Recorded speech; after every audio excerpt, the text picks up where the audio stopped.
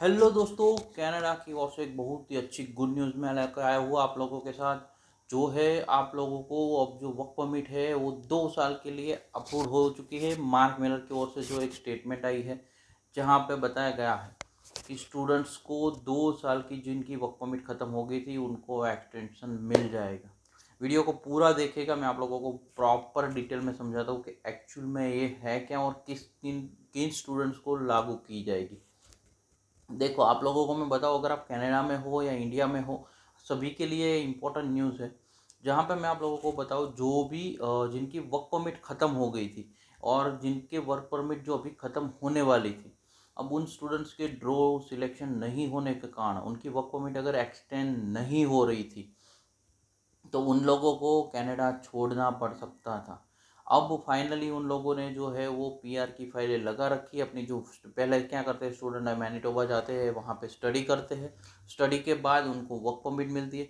फिर वो work permit के बाद वो लोग पीआर फाइल लगा रखी थी, पीआर के ड्रॉ सिलेक्शन नहीं आ रहे थे, इनकी वर्क परमिट ख़त्म होने आई थी। उन लोगों को, कुछ लोगों की वर्क परमिट ख़त्म भी हो गई थी, तो इन लोगों को अगर ये डिसीज़न नहीं आता या तो इन लोगों को जो भी है एक्सटेंशन नहीं मिलता तो इनको कनाडा छोड़ना पड़ सकता था। अब इसके लिए जो स्टूडेंट्स है उन्होंने क्या किया था, वो जो है वो विरोध प्रदर्शन करने के लिए सड़कों पे उतर आए थे। और ये जो सारी प्रॉब्लम्स हो रही थी स्टूडेंट को फेस करनी पड़ रही थी, इसलिए जो मैनिटोबा के मिनिस्टर है मलाया मसलिनो, उन्होंने कैनेडियन इमिग्रेशन को एक लेटर लिखा था जिसमें बताया गया था कि ये जो स्टूडेंट है वो एक्चुअल में जो है वो मैनिटोबा की एसेट्स है, मैन पावर एसेट उसको बोला गया था। कि जिसमें ऐसे वर्कर्स है, ऐसे जो स्टूडेंट्स है जिनका इकोनॉमी में मैनिटोबा के डेवलपमेंट में बहुत बड़ा पार्ट है, जिसमें हेल्थ केयर है, रेस्टोरेंट्स है, बहुत सारे हेल्थ केयर रेस्टोरेंट्स जो है वो उनके वो सेक्टर्स जो है वो इन लोगों की बदौलत चल रहा है, इनका बहुत बड़ा पार्ट है। तो इन लोगों का हक बनता है कि वो मैनिटोबा की पीआर उनको मिले। ये वर्ड उन लोगों ने यूज़ किया था, जो मलाया जी है, जिन्होंने मतलब मिनिस्टर है मैनिटोबा के, उन्होंने इमिग्रेशन को ये रिक्वेस्ट की थी कि इन लोगों का हक बनता है, बिकॉज इनका एक बहुत बड़ा पार्ट आज तक का भी रहा है और इनको मैनिटोबा को ये जो वर्कर्स है उनकी ज़रूरत भी है। तो आप प्लीज़ इनको जो भी है वो एक्सटेंशन अप्रूव कीजिए।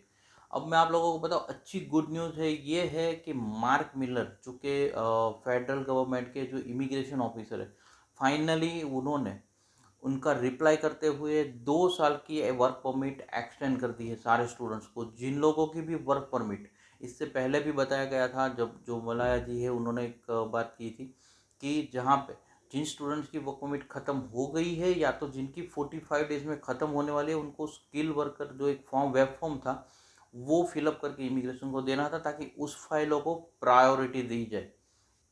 अब फाइनली जो मार्क मिलर ने अप्रूव कर दिया है कि इनको 3 साल की वर्क परमिट मांगी गई थी, जो मिनिस्टर ऑफ मैनिटोबा है उनकी ओर से 3 इयर्स की वर्क परमिट एक्सटेंड करने बोला गया था। बट मार्क मिलर की ओर से कहना ये है कि इनको अभी अब 2 साल की जो वर्क परमिट है वो एक्सटेंड कम्प्लीटली कर देते हैं, जो डिसीजन आ गया है। और फाइनली ये एक उन लोगों के लिए जो भी है वो जिन्होंने अपना एक आंदोलन किया था या जो भी सड़कों पे उतरे थे उन स्टूडेंट्स के लिए बहुत ही अच्छी गुड न्यूज़ है। फाइनली जो भी मैनिटोबा में स्टूडेंट्स हैं उन लोगों को लिए भी बहुत ही अच्छी बात है। और मार्क मिलर ने ये भी बताया कि तब तक इन लोगों के जो पीआर पॉइंट्स हैं वो कंप्लीट हो रहे हैं, तो प्रोविंस गवर्नमेंट ये ट्राई करे कि इन लोगों को नॉमिनेशन दे के उनको जो पीआर है उसके अंदर सपोर्ट करे।